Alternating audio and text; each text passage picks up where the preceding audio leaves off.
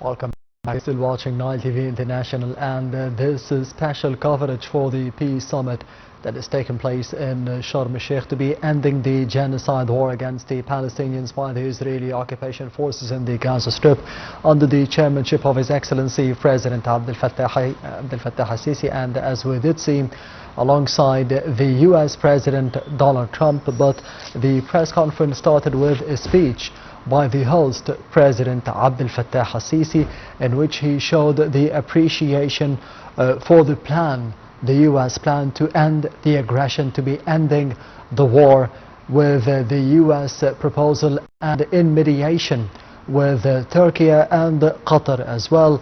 And President Abdel Fattah al-Sisi mentioned that Egypt had started a new era with the peace negotiations for the benefit of the Palestinians under the leadership and under the tenure of the late President Mohammed Anwar al-Sadat when he visited Jerusalem decades ago. And the peace efforts are still ongoing from the Egyptian side until now for the benefit of the Palestinians, and this will be leading surely to an independent state for Palestine, as we did see for the past few weeks the recognition of a number of countries, a number of big countries that had recognized the state of Palestine. And the speech continued with stating, President Abdel Fattah al-Sisi stating that the rivals could be turning to friends and allies, as we did see today. And I am honored to be having with me over the phone to be shedding more light on this press conference and this historic document in the city of peace of Sharm el-Sheikh to be ending the war in the Gaza Strip is Dr. Ahmed Mostafa, the Professor of Public Relations. Thank you very much for being with us today on Nile TV International. Hi, how are you? Thank you very much once again for being with us tonight. Have you seen the speeches made by both President Abdel Fattah al-Sisi and the American President Donald Trump? You know, first let's start with the speech of Mr. Fattah al-Sisi, which is balanced and from a person confident of himself 100%. These arrangements that took place over there in Sharm el-Sheikh and the marathonic talks concerning the future of Gaza and the peace agreement, I think it was historical and might be taught in some academies in just revision, because what was exerted by the Egyptian intelligence and the Ministry of Foreign Affairs as well as the presidency, it was really amazing over maybe 10 days since 2 weeks ago. It was something really promising, and we could build up on because the phases and the procedures and how the guarantors for the first time just being adhered to what they said. I mean here the United States, for example. I disregard what Mr. Donald Trump said in Israel, but I think because he is in Israel, he was in Israel before, he has to appreciate and giving a lot of talks and things like that, because they would not attend the summit in Sharm el-Sheikh, and that was logical enough just to talk to them in this regard. But here I think there's going to be some sort of a change once he came to Egypt and Sharm el-Sheikh, the city of peace. Before, the tonality was a little bit different. Yes, he praised himself and praised America and so on. It's understood. But once we will get what we have, I think this is the most important point in this regard, and it's a turning point in the vision in the future for the stability and the other things, and even the vibes that came from other presidents, especially from Mr. Putin, and also his mediation between Israel and Iran and so on. It's like integrated issue in this regard. The good thing that we hope in the future that the same community should we adhered, especially including all the presidents and leaders and highnesses and majesties who were gathered together in Sharm el-Sheikh, should be adhered to the conclusions of the deal. And this is the most important point. And I hope personally that the South countries and the Arab and the Islamic countries who came to or represented via the leaders here in Sharm el-Sheikh should be behind, Egypt and having the same word, because over the past 2 years, one of the main problems it was we didn't have the collective actions and the same world. Therefore, the West most of the time played on this, fracture between each other and sedition between each other. But today, I think we have a full support from the Islamic and the Arabic countries in this regard, but we should follow in this regard just to achieve the stability and the peace for Gaza and for the Palestinians, and just for the next, term or the next phase of the agreement, the matter of governance and reconstructions, we have to follow the same spirit, inshallah. Dr. Ahmed, according to the speech of His Excellency President Abdel Fattah al-Sisi, as we do see on the screen, and we have witnessed it a couple of minutes ago, President al-Sisi stated that today the rivals have turned into friends and allies. How do you see this will be leading to a state of Palestine, an independent state of Palestine? Because we have seen over the past few weeks, over the past 3 to 4 weeks in specific, the recognition of a number of big countries such as the United Kingdom, France, Australia, Portugal, of the state of Palestine. What does this, the historic day that we have witnessed today in Egypt, in Sharm el-Sheikh, mean for the state of Palestine and for the future of the Palestinians? As I told you in the last answer, that people should be adhered 100% to the stipulations of the agreement that supposed to be undersigned by Mr. Trump from one side and the guarantors from the other side in this regard, and make it like a legal agreement or a legal contract, and also should oblige not our side, because our side is peaceful most of the time, but Israel itself, just to be obliged with, accomplishment of such a stipulation, and, the points of this, we know it is long, maybe 20 points or things like that, but even I know that the Egyptian side, with the other mediators represented in Turkey and Qatar, as well as Pakistan and Indonesia, they try to make something tangible for the first time for the Palestinians. Therefore, once we have the same viewpoint and we have the same ambition just to get rid of, the hostility in this regard and having a mutual respect, I think the target or the main objective of this, summit will be achieved. And once we, as I told you, being adhered will lead us to the next phases, the matter of the governance and the matter of the reconstructions.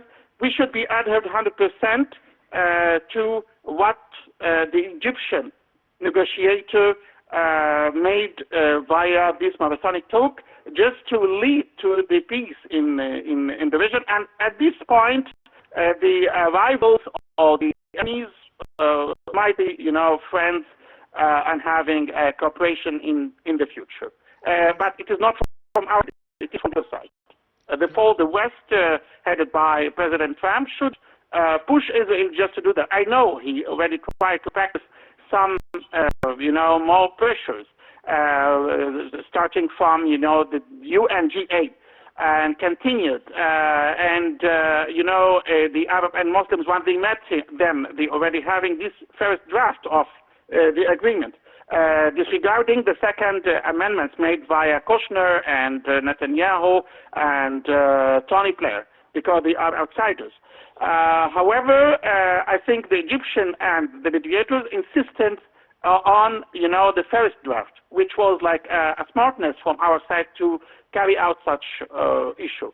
And this is exactly what we are going on currently. Following this historic day, the historic agreement, the historic deal that we have witnessed in the Egyptian resort city of Sharm el-Sheikh, how can we be ensuring durable peace for both sides, something that was affirmed by President Abdel Fattah al-Sisi and confirmed on the other hand by the US President Donald Trump, stating that everyone expected a World War III to be erupting from the Middle East, something that did not happen, and he said that he will be ensuring not to happen from any other part of the world.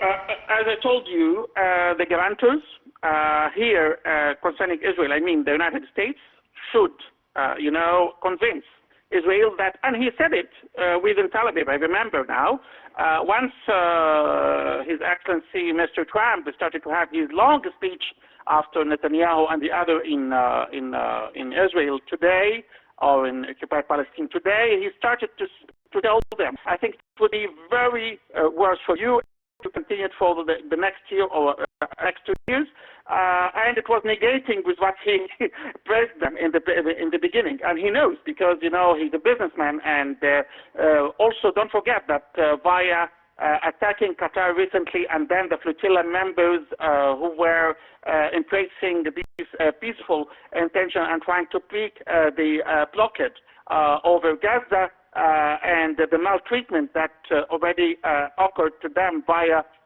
this, the IDF and the others, I think it made Israel losing its ethical, cover worldwide, and it was very difficult for them. And also all the experts in the United States who mentioned, the stupidity of Israel just to attack Doha a few weeks ago, or by the beginning of September, it was also another big sin for the Zionist entity that put them under, pressure from the West, because that would affect the relationship between America and the allies in the region, especially the Gulf states.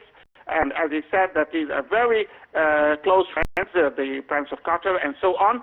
That was the opportunity that already the Arab and the Islamic world already, took a chance and met in Qatar for this urgent Arab and Islamic summit over there. And after that, there was a good steps from Egypt, and Egypt has the strongest speech as such, summit in this regard, as far as they remember. And then a lot of movements and a lot of steps have been taken positively in that respect for the protection of the people. Enough is enough, and if you continue, the economic situation worldwide is very bad, and for America is very bad, because now they have the tariffs, they have the midterm elections, they have the Democrats who are ready for the midterm elections, the governmental, closure, Mamadani in New York, and the new party, America Party, and also the matter of tariffs, and it's not going so smoothly versus them. A lot of things are not to the favor of Israel and America. Therefore, America should move forward just to stop all of this, because also don't forget that also Mr. Trump, at the same time, he had a big hope just to obtain the Nobel Prize. Therefore, it was, less fortunate for him just not to get the Nobel Prize. However, what happened today was more than Nobel Prize according to this gathering. But as I told you, America should, convince Israel just not to repeat and not to violate this, agreement one more time, like what happened in last March.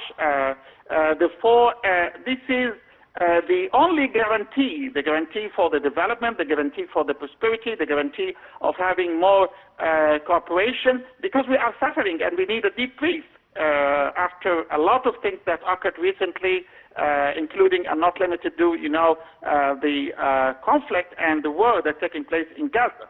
And also those people, especially the innocent people who are living in Gaza, that were occurred to, the biggest genocide in the history, or in the contemporary, history. Therefore, enough is enough, and the guarantees. Also, as I told you in the first question, the unity of the Arab and the Islamic world after Egypt is the most important thing, because it will support and back your stance. And your stance is very strong. This is my advice for my Arab and Islamic countries in this regard.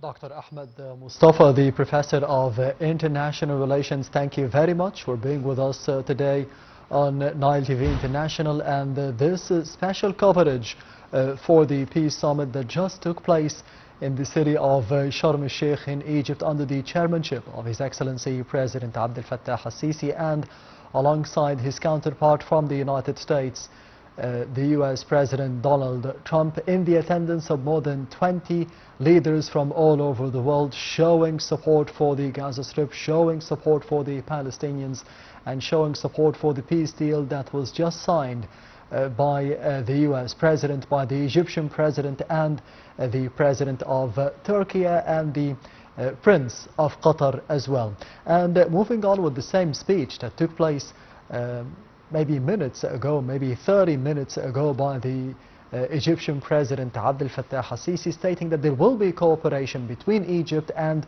the United States for the reconstruction of the Gaza Strip, something that was affirmed once again by the US President, stating that a lot of wealthy nations, a lot of wealthy leaders are standing today to be supporting the Gaza Strip for the near future. President al-Sisi also stated that there will be a bright future for the region, not just for the Palestinians, but for the region without the weapons of mass destruction. And this could be the last opportunity to be safeguarding the Middle East. President Abdel Fattah al-Sisi, as always and as usual, he mentioned the importance of implementing the two-state solution as soon as possible, especially that we have seen the recognition of a number of big nations, a number of big countries in the past 3 weeks at the United Nations General Assembly meetings in New York, stating and recognizing the independent state of Palestine. Hopefully this will be implemented on the ground. And finally, for President Abdel Fattah al-Sisi, he mentioned that Egypt is awarding the US President the Order of the Nile